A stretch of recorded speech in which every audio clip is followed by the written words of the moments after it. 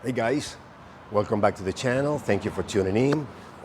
Today I have a good couple of tips, 2 or 3 tips to reinstall a lower unit when the motor is a 30-inch dry shaft, 30-inch long, okay? If you look at the models where it says F-300, if it has an X, it's 25 inches long. So it wouldn't have this 5-inch extension on it, okay? So it wouldn't have these studs either. It would have holes for the bolts. No need for extension because it's an X model, which is 25 inches. But if it's a U, F-300U, like this one, is a 30-inch extension and 30-inch long shaft, and it would have the 5-inch extension. When the extension is there, it would have the 6 studs, okay? Those studs make things a little bit challenging when you're going to install the lower unit back on, because without them, in the 25-inch, you can bring the lower unit in place and wiggle it around to find your alignment with the splines on top. See, a dry shaft is like this. This is a dry shaft, okay? This is the part of the lower unit. These are the splines right here, okay? These splines. So when you wiggle this around, those splines are moving with you and you find an easier alignment. But in this case, you can wiggle that around. You have to go direct to these studs, and those studs will guide you straight up. No chance to align the splines, okay? Or the shift rod. Many times I've missed the shift rod, and instead of, let's say this is the shift rod, right? And this is the lower unit with the shift rod. Many times, instead of going in the shift rod, I've missed the shift rod like this. And then when I finish the lower unit and go to the front and try shifting, it won't shift because instead of going in the female, it went outside. So I have a couple of tips for you to avoid that, and I think they're going to be helpful. The first one would be, before I install every one of my lower units, I use marine grease. Obviously, I use marine grease in everything, but mostly moly lube, okay? It's a little bit pricey, but it's worth it. So I'm just gonna do this like really quick for you to kind of an idea. So you put the moly lube there, right, kind of, and then with the dry shaft, this is the tool I use. It's a Yamaha dry shaft from an old lower unit. Then you go up here, right? You go all the way up, and you grease your shaft. So see how stuck that is, how corroded. So you do this like 2 or 3 times, take it out, you see the moly lube is gone. Put some more and then put some more. Do it 2 or 3 times until the shaft goes in and out smoothly, not so you don't have to pull too hard. Then you're ready to install your lower unit. Also, before you do that, grab a wire brush, clean your studs, right? Yeah, I already did, but I'm just doing it so you can see what I'm doing. Clean your studs, okay? And spray some kind of liquid grease in each one of them. I put my hand under because I don't want this grease on my floor, okay? Just a little bit in each one of them. Once you got a little grease there, get one of these mullet. If you are at home and you're doing this at your house, get a piece of 2x4 and just tap this extension, okay? Just a little bit, like that, until you create that gap. You see that gap is opening on the top of the extension? Okay, go like this, go like that. Okay, now, when you have your, get a little screwdriver or anything like that, and open up that gap a little wider. You see how it's opening? Wider and wider and wider. Okay, before this happens, grab one of the nuts that you use to fasten the lower unit and just put this nut on the bottom of one of the studs. Now you can walk away because if this comes down, it won't fall on the floor. Leave it there for now. When I come with the lower unit, I will show you why we did that, okay? Reason being, the first tip I'm gonna show you is how to align those splines when you are cursing and kicking, trying to put that thing in. And second, I will show you how not to miss that shift rod. By creating this gap, right here, you see my fingers right there? Okay, let's look through there, okay? I'm gonna get the camera and show you. So we remove this down, we put a nut as a safety on one of the studs so this won't fall on the floor. But now you see, let me grab real quick something to point. You see this is the pipe or your water tube that goes on the housing for the water intake. And that's right there, that right here is your shifting. The female with that little rod has to engage. Right? So when you open this gap, you're able to see, let me see if I can bring the camera, see? You're able to see let me touch here to look for focus. Right there, you see that's right here, that's your shift rod. Now you have a straight view of your female shift rod to put your shift rod from the lower unit. And then I'll give you a tip how to align that drive shaft to make it easier to put this lower unit back on. Now, these tips that I'm giving you are only for when you encounter 5-inch extensions, all right? The 25-inch, no extension motors don't need any of this. Only the ones with the 5-inch extensions, they are a pain in the butt and it'll give you some hard time. So I hope these tips help you. So we're ready to bring the lower unit, but remember I told you about aligning the splines. If you are working with a partner, you can go to the front, turn the key on, remove the killing switch, always. The lanyard, remove the killing switch, go to the front and tap the starter motor for me, like bump it once, and the splines will align. That's obviously is the right way to do it, the easier way to do it. But if you're working on your own at home, or you are in your shop, just use the what's called, I think, the remote starter switch. It's just a button that you can tap the starter from back here. So I'll show you how to hook it up in the motor, in the starter motor, in the solenoid. There is a little tan wire or brown wire. One of the alligators goes there, the other one to the positive of the motor. So then wrap your trigger right here on the trim rods. And when you are down here cursing and kicking because that thing is not aligning, you have it closed, with one hand, you go there, boom, and bump the starter with your trigger, and the lower unit will go in, okay? So let's do that. Okay, we are in the front of the motor, okay? You're right standing in the front of the motor. Front starboard side is your starter motor right here, you see it? And the starter motor has got your solenoid on top. Let me get this pointer, which is actually a lobster, a lobster tickle thing. So this is your starter motor. And if you look to the left, you're gonna see this solenoid riding on top of the starter motor, okay? That has got your big positive wire, which is in the back there all the way.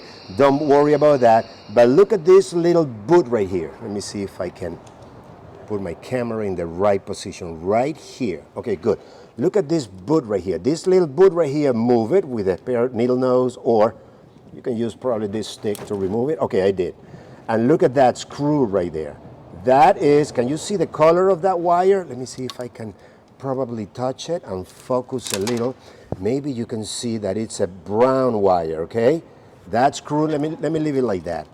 That screw in the bottom of the solenoid, which is a brown wire, remove this little boot and connect one of your alligators right there, okay? And bring the focus out so I don't get you seasick. And now the other alligator, go to your positive. Okay, I put my flashlight right there. I don't know if you can see. Let me put the camera again in the right spot. You see the screw that I was talking about? You won't be able to see it much now because it's covered by the alligator that I clipped in it. Let me put some focus on that.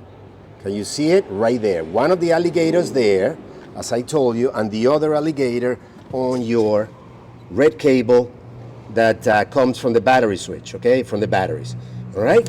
So you don't even have to turn the key switch on. You already have power on your solenoid through this switch. So when you're down there, all you gotta do is just hit the trigger, see? And the splines will align.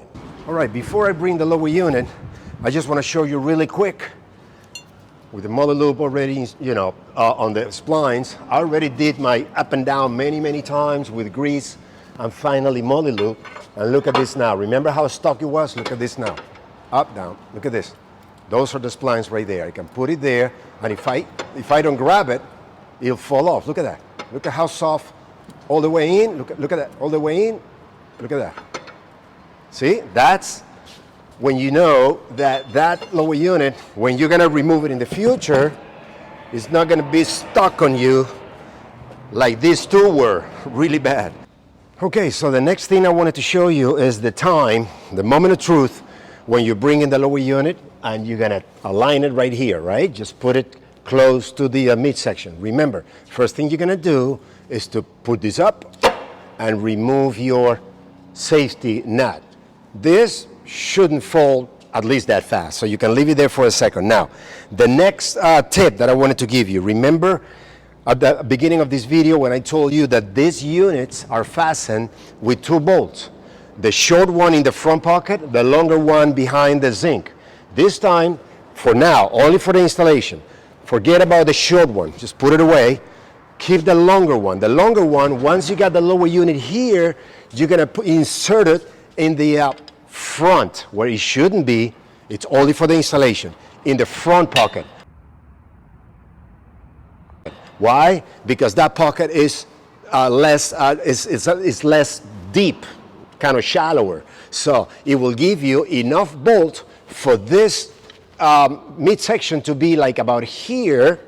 You can have free hands while you're doing the job, and you'll be able to see the sheave rod, not the dry shaft in the crankshaft, but the sheave rod alignment. I show you when we're doing it how it works, okay? So let's do that.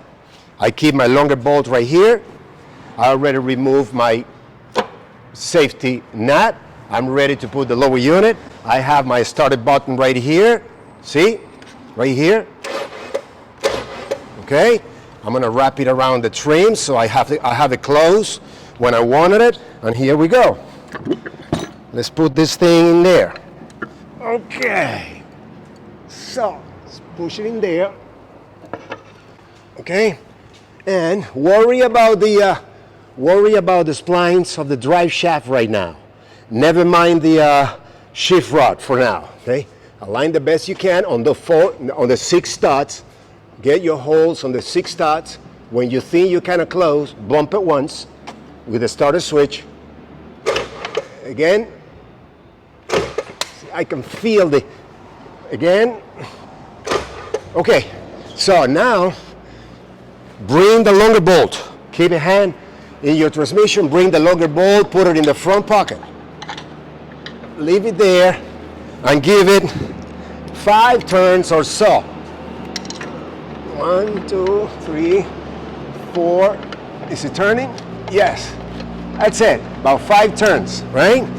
Now, this, I'm gonna pull it down now. Boom, it stopped. It's not falling because you have a longer bolt. Why the longer bolt? Because it creates a gap in the top. Look at this. Ready? Look at that beautiful gap. It creates that gap to align your sheave rod. Now, remember, your dry shaft is already aligned because it went in, the studs. So don't worry about the dry shaft anymore or to be bumping the starter anymore. Don't worry about that for now. Just focus on your sheave rod alignment. See, right now, if I would have kept going with this, look at that. I would have completely missed the sheave rod. Let me see if I can touch focus. Right there. Boom. Right there. You see? I would have missed it right there. So what do I have to do now? Bring the lower unit just a little bit down, enough to align my sheave rod with my hands. I show you how, okay? And I don't have to worry about the dry shaft because I know it's already aligned. So let's do that. I'm gonna bring that longer bolt just a little bit down, a little bit, enough. About there. Let me try it. Let me see. Yes, perfect. Is it gonna hold? Yes, perfect. Now I can bring the camera and show you again. See, it's not aligned, right? So let me put my finger in there, push it a little bit, boom, aligned. See, it's already aligned. So all I gotta do now is push my lower unit up and not even have to pump the starter because I know that the drive shaft splines are aligned. So let me put the camera back. So do you see how the sheave rod was completely off? I would have missed it. So with this gap created there, you have two hands. You don't have the weight of the lower unit on your shoulders because you're using the longer bolt to create this gap enough to align your sheave rod. All you gotta do now is what? Look at this. Not even the starter button, not even bumping the starter, not even anything because everything was aligned. Now, get your safety nut again. Put your safety nut in there. Okay, and now don't forget, remember, that bolt doesn't go in there. Take it out. That bolt goes in the back. This bolt was used as a tool for us to install our lower unit. Okay? Let's see if I can take it out like that. Come here. There you go. Bolt out. So you're using this actually as a tool. So that's the other tip. Just put the prop on with marine grease in the prop shaft, please.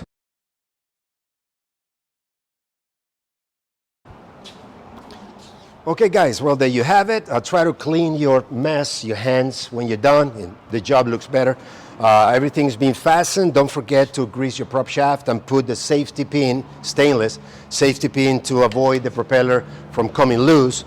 Also, I want to mention to you, if you are working in twins, do one lower unit at a time so you know which one goes where. I mean, I'm not talking about you guys that are techs and works in your shops. You guys know which one. But in case you're doing it at home, if you just fail to do that and remove both transmissions and remove the propellers, and then you put one transmission in one of the motors, how do you know if that transmission is the right one for that motor or for the other motor if you already removed them? Well, for that, I'll put a link either in the screen or in the descriptions below. One of my previous videos, it says what to do to find out if your Yamaha lower unit is left-handed or right-handed once it's removed. So look at that video just in case and don't panic. Thank you for watching. I really appreciate your support. If you think that these tips and this video deserves a thumbs up, give it to me. That will be great. But most importantly, we need you to subscribe on the channel. That will give us a lot of platform and help us tremendously in bringing these tips and all these tricks to all the boating community, and a lot more people can learn about this, all right? Thank you for tuning in, and I'll see you guys in the next job.